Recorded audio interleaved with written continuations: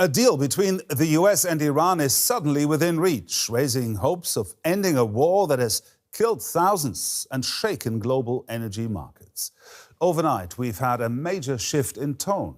US President Trump says a framework agreement with Iran to end the war is, quote, largely negotiated, with final details expected within hours, possibly later on Sunday.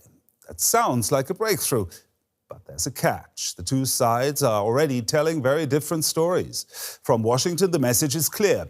The Strait of Hormuz could reopen, shipping could resume, and tensions could ease fast. From Tehran, the signal is more cautious.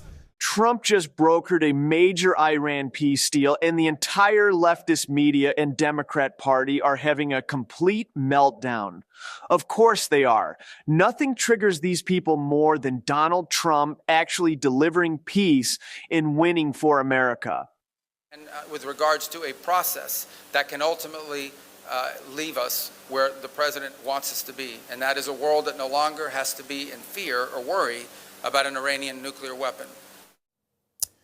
So what is actually on the table? According to several reports, the draft agreement would start with an extension of the current ceasefire for a further 60 days. During that period, ships would be allowed to pass through the Strait of Hormuz again without fees, and Iran would clear mines it dropped in the strait. In return, the US would gradually ease pressure, but only after Iran delivers first on the ground. Keep in mind, this is not a final peace deal, but a memorandum of understanding, a phased framework, starting with a ceasefire extension designed to buy space for tougher negotiations, especially on Iran's nuclear program. So don't expect a quick reset. Full oil flows through Hormuz may not recover until well into next year. And then there's another biggie, Iran's nuclear program. The early framework talks about commitments not to pursue nuclear weapons and negotiations on limiting uranium enrichment. Listen to this. Trump says the deal is largely negotiated, while Biden was giving Iran billions of dollars with nothing in return. Trump is actually negotiating from strength and getting results. This is what leadership looks like. You know what that means? Lower energy prices, cheaper gas, more money in your pocket. But the left would rather keep you broke and keep wars going than admit Trump is right. And sets things in motion, builds a bit of momentum perhaps while building trust potentially. Of course, there's still a very, very long way to go. Let's come to the first point, reopening of Hormuz. If Iran keeps the administrative control, can this really be called a reopening at all? Well, words can mean whatever we want them to mean, I guess. And if we go back to Humpty Dumpty and Alice in Wonderland, he rightly flags up that words can mean whatever those who use them choose them to mean.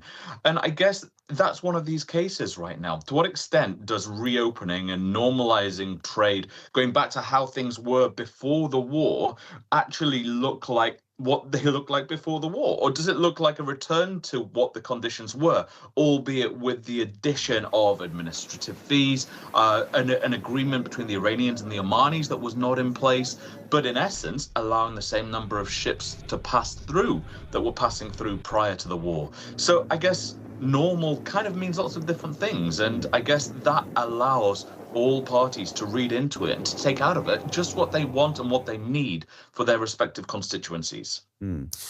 Now, the political will to open the Strait of Hormuz is one thing, but the strait is apparently full of mines. If mine clearing is part of that deal, how do you verify it and who enforces it? Well, I guess that's one of the things that needs to be addressed in the actual scope of this MOU and in the fine print, if you will. I would assume that there would be some type of international body to verify and to actually ensure that Iran is remaining true to its word. Look at them squirm. These are the same people who called Trump a warmonger for 4 straight years. Now he's ending conflicts and they're furious. Their entire identity depends on Trump being bad, so actual success breaks their brains. This is the difference between weakness and strength. Biden funded terrorism. Trump is delivering peace through strength. Every time Trump wins, gas prices, food prices, and national security improve. And the media pretends it's not happening. The left doesn't want peace. They want power and control. America First is destroying their narrative.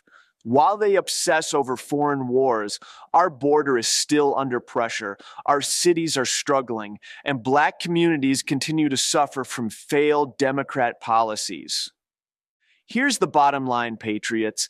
Donald Trump is doing exactly what he said he would do, putting America first. And the left is melting down because their whole game is being exposed.